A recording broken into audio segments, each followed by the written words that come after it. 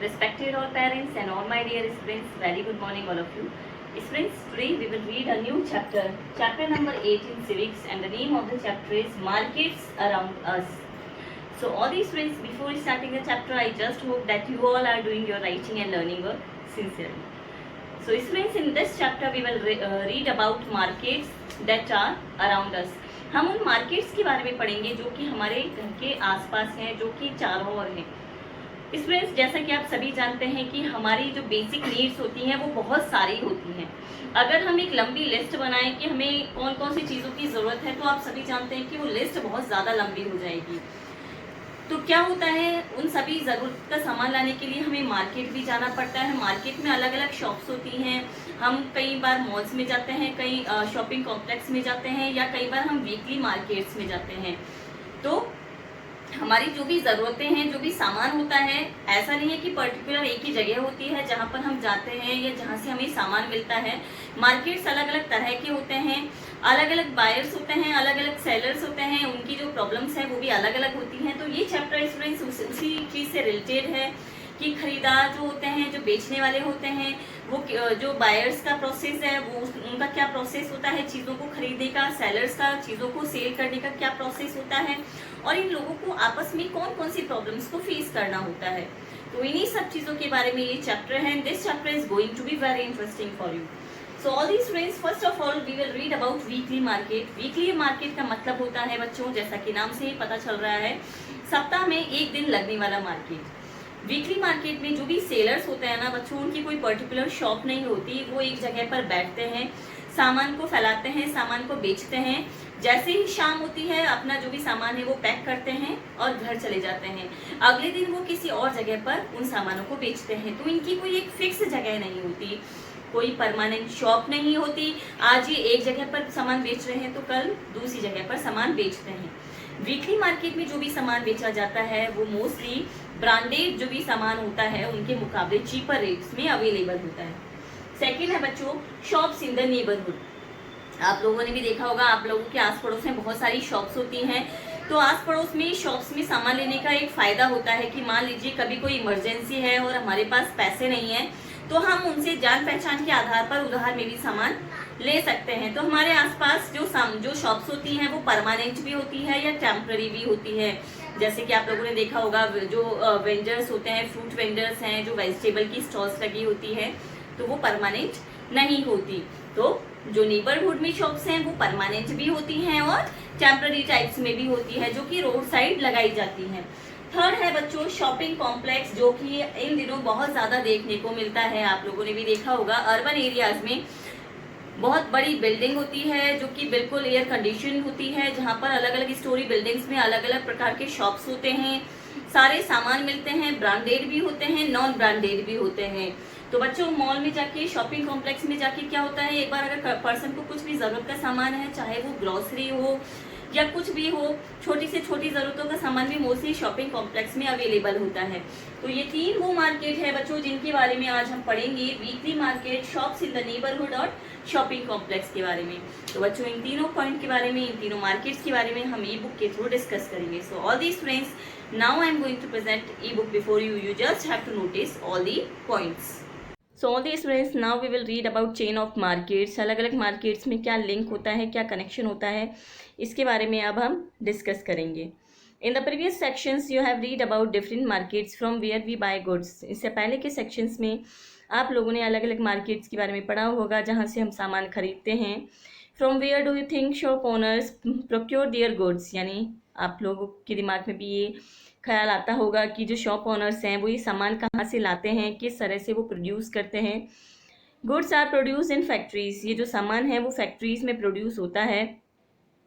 On farms in and in Holmes, यानी factories और farms और होम्स, इसमें इन तीनों ही जगह पर जो गुड्स है, जो भी सामान है वो तैयार होता है. However we don't buy directly from the factory और फ्रॉम द फार्म. कोई भी सामान हम डायरेक्ट फैक्ट्री से या डायरेक्ट खेतों से नहीं खरीदते. nor would the producers be interested in selling us small quantities such as 1 kilo of vegetables or 1 plastic mug. तो बच्चों, ऐसा क्यों होता है कि हम सीधा सीधा फार्म से या सीधा सीधा फैक्ट्री से किसी भी सामान को नहीं खरीदते, क्योंकि जो भी शॉप ओनर्स हैं या जो भी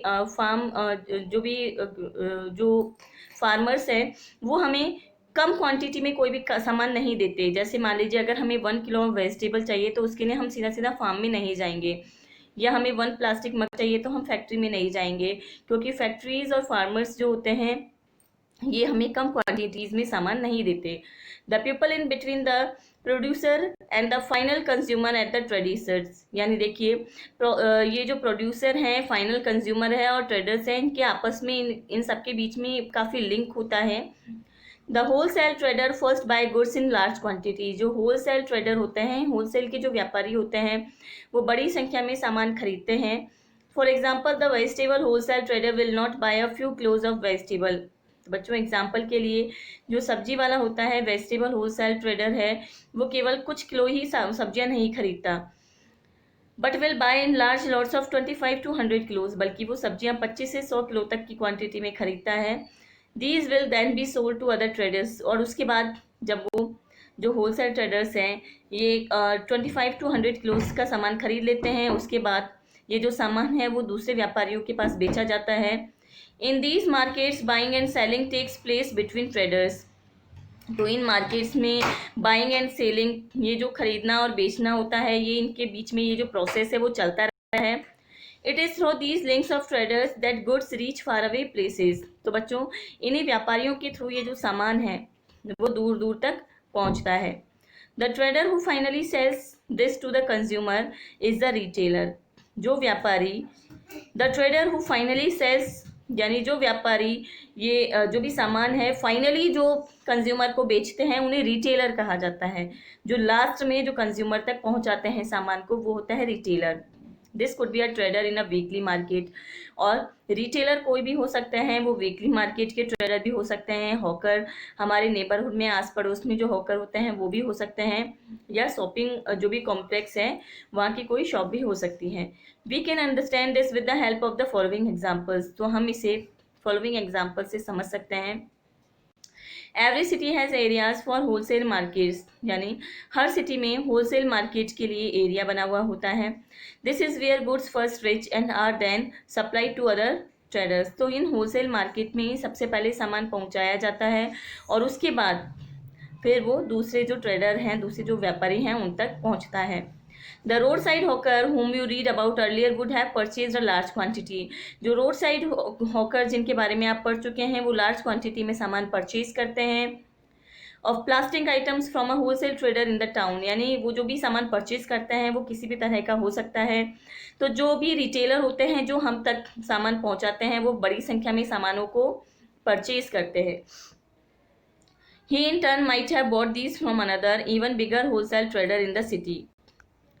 The city wholesale trader would have bought a large quantity of plastic items from the factory and stored them in a godown. जो wholesale trader होते हैं वो large quantity में कोई से भी प्लास्टिक के आइटम्स खरीदते हैं फैक्ट्रियों से और उसके बाद उसे अपने गोडाउन में स्टोर करते हैं।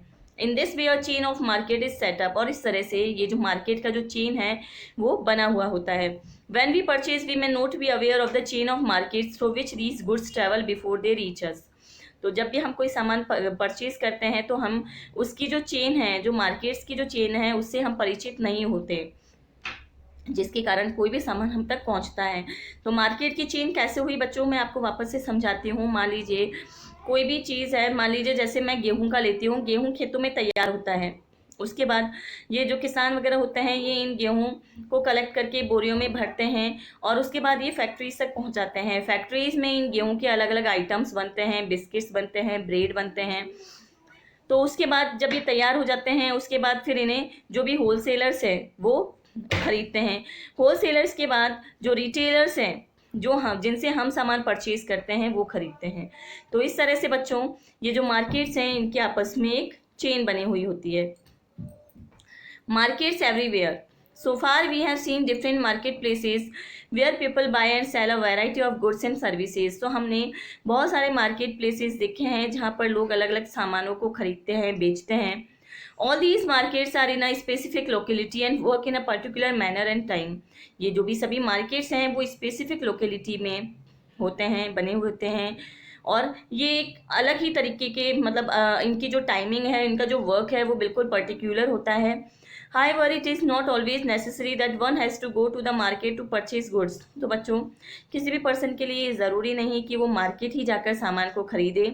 You can place orders for a variety of things through the phone and these days through the internet. और आजकल हमें सामान की परचेजिंग के लिए हमारे पास एक और सुविधा है और वो है ई शॉपिंग का. And the goods are delivered at your home. जब भी आप इंटरनेट से या फ़ोन से कोई भी सामान परचेज करते हैं तो जो भी सामान है वो आपके घर पर ही डिलीवर कर दिया जाता है. In clinics and nursing homes you may have notice sale representative waiting for doctors. आप लोगों ने किसी भी क्लिनिक्स में या नर्सिंग होम्स में देखा होगा सेल्स रिप्रेजेंटेटिव को जो कि डॉक्टर्स के लिए वेट करते हैं. Such persons are also engage in the selling of goods. ये जो पर्सनस हैं वो भी अपना सामान बेचने के लिए वेट करते हैं. वो डॉक्टर्स को दवाइयाँ वगैरह जो होती हैं, मेडिसिन होती हैं, वो बेचते हैं. Thus buying and selling takes place in different ways. तो इसी तरह से खरीदना और बेचना अलग अलग रूपों में होता रहता है. Not necessarily through shops in the market. तो ये ज़रूरी नहीं है कि केवल शॉप्स के थ्रू ही हम खरीदना या बेचना ये प्रोसेस करें, बल्कि अलग अलग रूपों में इन्हें देखा जा सकता है. The markets that we looked at above are the ones that we recognize easily. तो जिन भी मार्केट्स के बारे में हमने ऊपर पढ़ा है ये वो मार्केट है जिन्हें हम आसानी से पहचान लेते हैं. However, there are markets that we may not be aware so. लेकिन कई ऐसे भी मार्केट हैं जिनके बारे में हम अवेयर नहीं हैं. This is because a large number of goods are bought and sold that we don't use directly. तो बच्चों, कई बार काफ़ी सामान ऐसा भी होता है जिसे खरीदा और बेचा जाता है लेकिन वो हम डायरेक्टली यूज़ नहीं करते. For example, a farmer uses fertilisers to grow crops that he purchases from special shops in the city. यानी कई सामान ऐसा होता है जिसे खरीदा और बेचा जाता है लेकिन हम डायरेक्टली उसका यूज़ नहीं करते. जैसे कि जो फार्मर है वो फर्टिलाइजर्स का यूज़ करता है क्रॉप्स ग्रो करने के लिए, और ये जो फर्टिलाइजर्स है वो स्पेशल शॉप से खरीदता है. They in turn get them from factories. और जो भी जिनसे वो खरीदता है, जो स्पेशल शॉप्स हैं, उनके पास ये फर्टिलाइजर्स फैक्ट्रीज से आती हैं. A car factory purchases engine, gears, petrol tanks, axles, wheels etc from various other factories. यानी जो कार फैक्ट्री है वो engine, gears, petrol tank, axles, wheels ये सारी सामान परचेज करता है फैक्ट्री से. We don't usually see all the buying and selling. यानी हम ये सारे जो भी बाइंग एंड सेलिंग के प्रोसेस हैं हमें ये सामने से हमें डायरेक्टली पता नहीं चलता है इनके बारे में. But only the final product the car in the showroom. लेकिन हमारे सामने केवल जब कार तैयार होकर आ जाती है तो हम उसे ही देखते हैं. हम इन चीज़ से अनअवेयर होते हैं कि उस कार को तैयार करने में भी काफ़ी सामान खरीदा और बेचा गया है. The story is similar for any other good. तो बच्चों, इसी तरह से और भी जो भी सामान होता है वो भी है. जैसे हम ब्रेड परचेज करते हैं तो हमारे सामने वो केवल ब्रेड रहता है लेकिन हमें ये नहीं है, हम इस चीज़ से अनअवेयर होते हैं कि उस ब्रेड को खरीदने से पहले भी जो गेहूं वगैरह है वो किसानों द्वारा बेचा गया है फैक्ट्री ओनर्स के पास. फिर फैक्ट्रीज में वो ब्रेड के रूप में तैयार होता है और उसके बाद फिर वो होलसेलर्स के पास जाता है, वहाँ से वो रिटेलर्स के पास जाता है और रिटेलर्स से वो हमारे पास आता है. Markets and equality. In this chapter we have looked at shop owners in a weekly market. इस चैप्टर में हम शॉप ओनर्स के बारे में भी पढ़ चुके हैं वीकली मार्केट में. And those in a shopping complex के बारे में भी हम पढ़ चुके हैं. They are very different people. ये दोनों ही अलग अलग लोग हैं जो वीकली मार्केट में जो शॉप्स लगाते हैं और जो शॉपिंग कॉम्प्लेक्स में लगाते हैं. One is a small trader with little money to run the shop. यानी जो वीकली मार्केट का जो शॉप ओनर है उसके पास छोटी सी जगह होती है जहाँ पर वो अपनी दुकान चलाता है.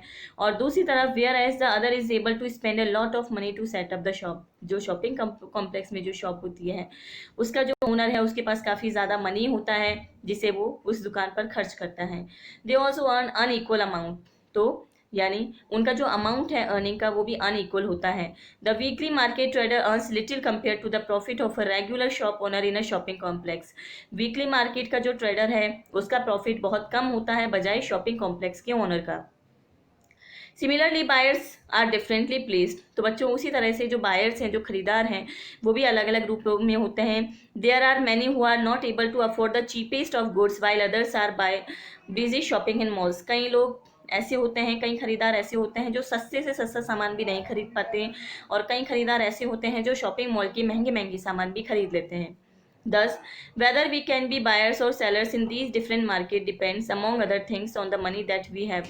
तो इसी तरह से बच्चों जो बायर्स और सेलर्स है वो डिपेंड करता है उनकी मनी पर। अगर कोई सेलर है उसके पास ज़्यादा मनी है तो उसके पास प्रॉफिट भी अच्छा होता है, और कम है तो उसे प्रॉफिट कम मिलता है। उसी तरह से जो बायर्स हैं वो भी अलग अलग कैटेगरीज में होते हैं। कई बायर्स ऐसे हैं जो सस्ते सामानों को भी अफोर्ड नहीं कर पाते, कई बायर्स ऐसे हैं जो महंगे से महंगे सामान भी खरीद लेते हैं। We have also examine the chain of markets that is formed before goods can reach us. तो इस चैप्टर में हमने चेन ऑफ मार्केट भी पढ़ा है, मार्केट का जो चेन होता है वो भी देख लिया है कि किस तरह से जो भी सामान है वो हम तक पहुंचता है। It is through this chain that what is produced is one place reaches people everywhere. तो बच्चों ये इसी चेन का परिणाम है कि कोई भी चीज़ जहाँ पर प्रोड्यूस होती है उससे वो लाखों लोगों तक उनके पास पहुँच जाती है। When things are sold, जब भी कोई चीज़ बेची जाती है, it encourages production and new opportunities are created for people to earn. तो जब चीज़ें बेची जाती हैं तो उससे लोगों को नई नई अपॉर्चुनिटीज़ और भी मिलती हैं ताकि वो और ज़्यादा अर्न कर सकें। However do they offer equal opportunities, लेकिन क्या सभी लोगों के पास इक्वल अपॉर्चुनिटीज़ होती हैं? We will try to understand this through the story of a shirt in the next chapter.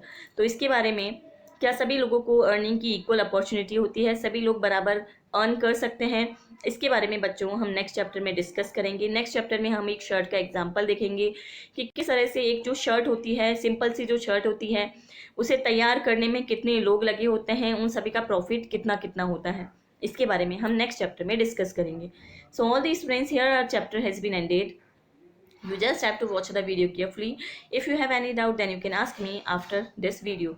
So till then, all friends, keep learning, stay home, stay safe, take care all, and thank you for watching this video.